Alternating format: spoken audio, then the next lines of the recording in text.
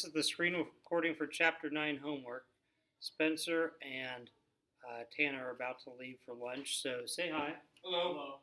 So you'll get to listen to your own voices if you take a chance to correct these. So problem 3 is basically just the area of this graph. I initially was a little bit screwed up because I forgot that it was milliseconds instead of seconds. So I had an impulse of 4,000 Newton seconds, but actually it's 4,000 Newton milliseconds, which comes out to 4 Newton seconds of impulse. So it's just the area of the graph. For the next one, problem 12, we look at this. It gave a force and gave a time interval. So once again, that allowed us to know how much impulse there was, which was actually the same as in number 3. Thank you. Just shut the door on your way out. Thanks. And it had 4 Newton seconds of impulse.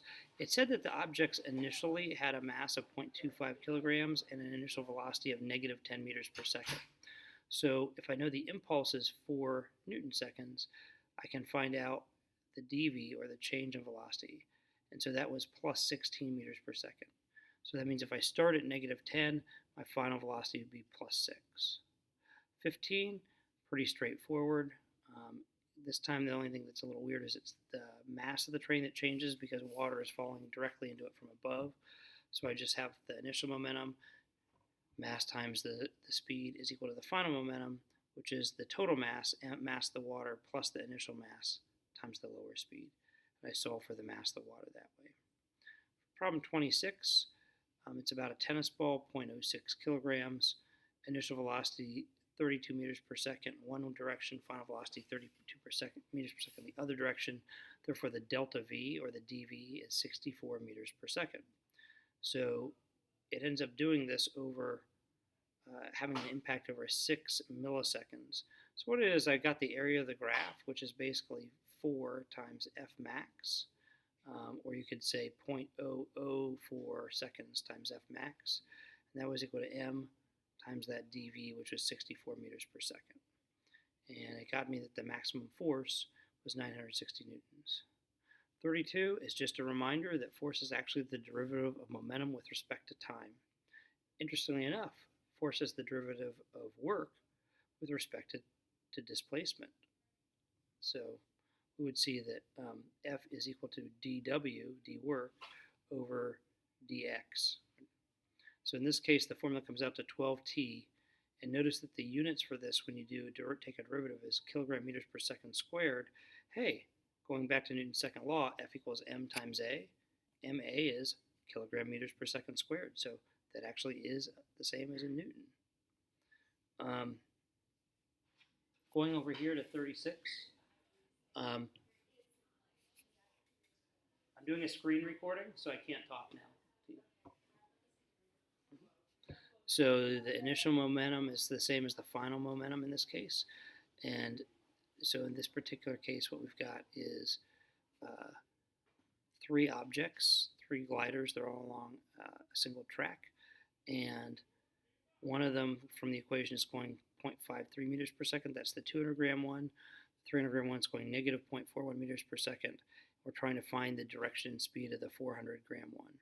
So when we look at this, we know again that they were all together before the pistons exploded. So this has to equal 0 total momentum. So I get my units here. I leave it in gram meters per second. Doesn't matter as long as I'm trying to find the speed of meters per second. So we get the speed is 0.042, so that's 0.042 meters per second to the right. Number 38, you have 2 objects which are hitting each other. They're like, I think, on ice skates, and they said they're hitting at the center of a 50-meter diameter, which is 25-meter radius circle. So when I figure out the momentum of these 2 objects when they have a perfectly inelastic collision, I get that the magnitude of the resultant momentum is 281 kilogram meters per second. The angle is 48 degrees west of north, but it's asking you for the angle from west, so it's 42 degrees north of west. So that's how I figured that out. And then if I know the momentum at that angle, and I know the total mass, which is the 2 masses added together, I can find the final speed. So you're going from the radius, the center of the radius, out to the edge. It's 25-meter distance divided by that speed. Gets me 12 seconds. We did number 45 in class. It was like I said, an oddly written problem, but hopefully it makes sense from the standpoint that you're first trying to find the time for the package to fall. Then you're trying to find the speed that would be necessary to get across the river in that time of fall, which I did over here. And then you're using conservation of momentum to determine how fast the rocket has to be moving. If it impales and sticks with the package as it's pushing it across the river. 59 we did not do. This is a perfectly, or rather an elastic collision. That's EL, elastic collision. So energy should be conserved here. So we have an object which is a proton coming in, hits a nucleus which they say is at rest, then bounces back at 3/4 of its initial speed. Tells you that the nucleus bounces off in the initial direction, and it gives you a speed. And again, we need to use conservation momentum here. Big idea is if this bounces backwards, the momentum of this is negative.